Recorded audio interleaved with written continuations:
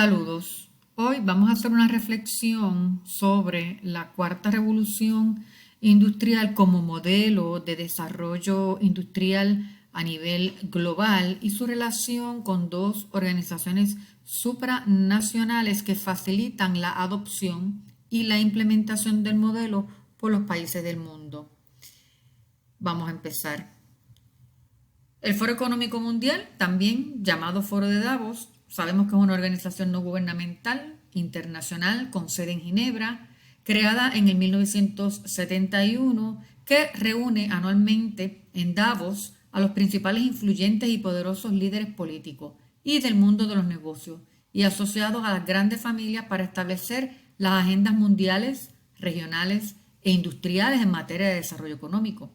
A través del manifiesto de Davos, el foro estipula el conjunto de principios para encaminar a las empresas en su participación en esta cuarta revolución industrial y en la implementación de un modelo que Klaus Schwab, creador del foro, ha denominado el capitalismo de las partes interesadas. En inglés se conoce como Stakeholder Capitalism, donde, y cito directo por Klaus Schwab, las empresas son administradoras de la sociedad y representa la respuesta más acertada a los desafíos sociales y ambientales de nuestros días. Cierro la cita. En esta línea, la empresa es el ente que encaminará a los gobiernos del mundo sobre políticas a implementar en sus países para alcanzar el modelo económico propuesto por Schwab, pero con el compromiso de los gobiernos cuyos líderes serán incentivados mediante programas que han sido diseñados con el capital de las grandes empresas y familias influyentes en aquellos temas y sectores que están alineados a la Agenda 2030 de la Organización de las Naciones Unidas, donde se precisan en su página web y se advierte lo siguiente. La agenda implica un compromiso común universal. No obstante, puesto que cada país enfrenta retos específicos, en su búsqueda de desarrollo sostenible, los estados tienen soberanía plena sobre su riqueza, recursos y actividad económica, y cada uno fijará sus propias metas nacionales apegándose a los objetivos de desarrollo sostenible.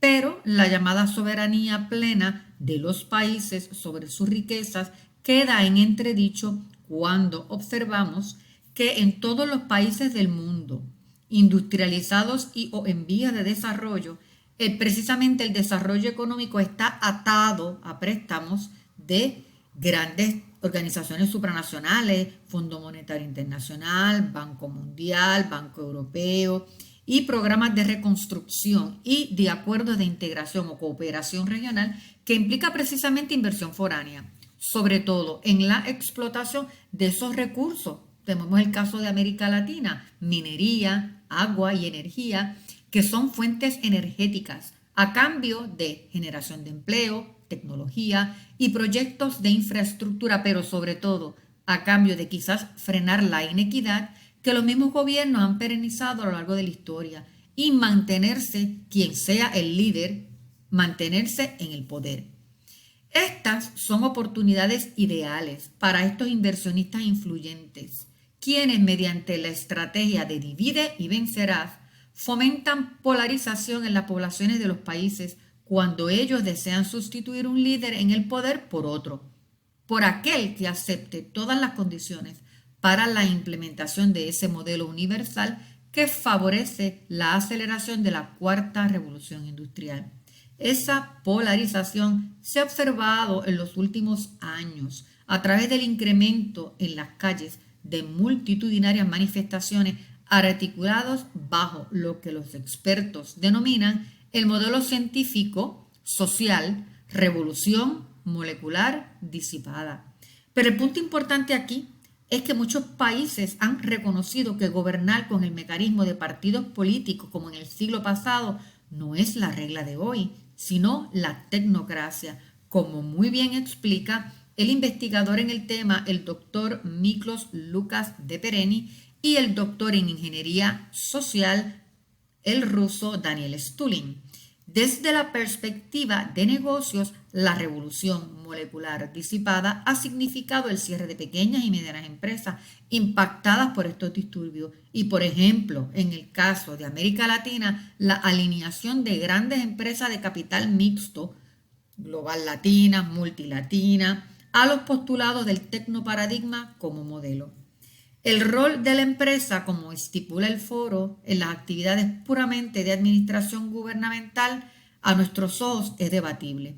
Expertos en el tema advierten la necesidad de que los gobiernos actúen y establezcan políticas que eviten la apropiación de sus países o el control por entes de poder externo y les exhortan a que armonicen sus políticas de manera que la empresa privada en su rol de generar ganancias no logre relegar a los gobiernos del mundo a un estado inoperante a través de un modelo industrial puramente tecnócrata, un modelo global, universal, sea el capitalismo de las partes interesadas o capitalismo inclusivo del Vaticano. Todo es lo mismo.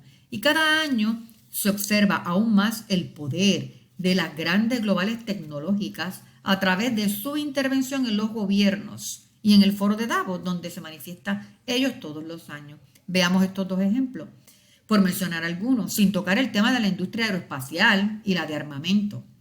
Tenemos aquí a Tim Berners-Lee, creador de la World Wide Web. En el foro de Davos del 2021 lanzó la startup InRub para resolver los problemas actuales de la web abierta mediante un sistema de web en el que las personas puedan tener un único inicio de sesión para cualquier servicio. Los datos personales se almacenan en ramilletes controladas por el usuario. InRub ya ha contratado al Servicio Nacional de Salud británico, a la BBC y al gobierno de Flandes, Bélgica, como clientes pilotos. Los usuarios no tendrán que preocuparse porque sus datos serán controlados por ellos con la autorización de la empresa. InRub y sus socios se protegen los derechos digitales, según Berners-Lee. Por otro lado, el magnate filántropo Bill Gates, antiguo gerente general y presidente de Microsoft, todavía tiene presencia en el gigante tecnológico a través de su participación en New Enterprise Associates y del fideicomiso familiar llamado Cascade Investment. Esto es importante porque Microsoft, a través de Microsoft Technology Licensing, ha solicitado el 20 de junio de 2019 la patente para la tecnología basada en un sistema de criptomoneda, utilizando datos de la actividad corporal del ser humano. La aprobación de esta patente implica el manejo por parte de una sola empresa de un sistema, como el sistema operativo de Windows, o se presta para la implantación de esa tecnología por un solo proveedor con la autorización exclusiva para el manejo del sistema. Observamos que la industria 4.0 expone un nuevo modelo para la organización de los procesos productivos y el control de la cadena de valor, centrado en las tecnologías de información y los dispositivos autónomos comunicados entre sí y con el humano. Así que aquellas empresas que logren posicionarse en la delantera obviamente van a dominar los mercados. Y esto supone desafíos de carácter ético, legal, y el incremento de actividades anticompetencia. La creación del Concilio del Capitalismo Inclusivo por el Vaticano, la Cuarta Revolución Industrial y la Organización de las Naciones Unidas, esta trilogía de organizaciones supranacionales, a través de la Agenda 2030, la ONU sobre todo, facilitan el cumplimiento de este tecnoparadigma como modelo global, donde ya no serán los países, sino las organizaciones supranacionales las que dirigirán y moldearán los sistemas de gobiernos del mundo. En esta ecuación, un dato curioso sale a la luz. No vamos a ver la separación de iglesia y Estado que muchas constituciones democráticas subrayan en su Carta de Derechos, sino todo lo contrario, una fusión de la Iglesia en los asuntos y toma de decisiones de los estados. El Concilio del Capitalismo Inclusivo, en sus principios que guían el concilio, queda más que evidenciado. Pueden ver el enlace a final de este video. Por ejemplo, y cito directo un parrafito.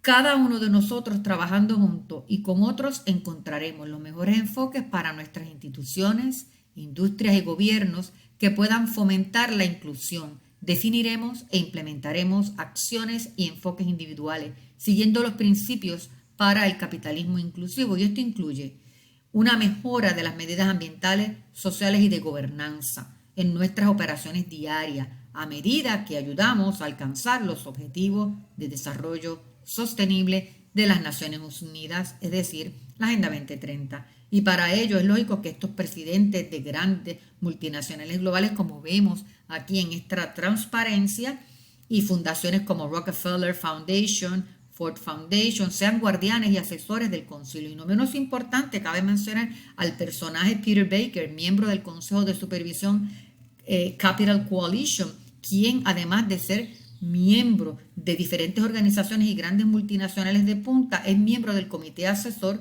Cumbre de Sistemas Alimentarios de las Naciones Unidas, embajador contra el hambre ante la ONU, pero por mencionar alguna. Y no menos importante es que es miembro del Consejo de China para la Cooperación Internacional sobre el Medio Ambiente y Desarrollo y convocante en la iniciativa de la Franja y la Ruta, One Belt, One Road, la Ruta de la Seda, en la Coalición Internacional de Desarrollo Verde. Reconocidas formas multinacionales y transnacionales, como vemos aquí, integran el Concilio del Vaticano para el capitalismo inclusivo, también integran el Foro Económico Mundial y a la ONU dentro de los comités creados en el contexto de la Agenda 2030. Todos los países no solo seguiremos, sino que estableceremos los lineamientos de esta trilogía de organizaciones que forman la cuarta revolución industrial. Y aunque el gobierno de Puerto Rico no se ha pronunciado oficialmente de que haya adoptado la Agenda 2030, las mismas sí forman parte de políticas y de las agencias públicas como el Instituto de Estadística de Puerto Rico, el Departamento de Educación. Así que estamos viendo una revolución con una transformación disruptiva a nivel de la sociedad, a nivel de los negocios. El papel de las micros y pequeñas y medianas empresas está en juego ante el apabullante poder e influencia de las grandes tecnológicas y proveedoras de energía. Esto es un debate para no pasar por alto y hay que cuestionarse si los líderes de los gobiernos serán simplemente ejecutores para mantener su poder o serán protagonistas acérrimos. Nos toca a cada uno de nosotros identificar lo mejor de esta cuarta revolución, no solo ser estrategas, sino como miembros de una familia y lo más importante, preservar la esencia humana que no puede ser reemplazada por la tecnología. Estas son las fuentes, las referencias bibliográficas que hemos utilizado para este video. Hasta pronto.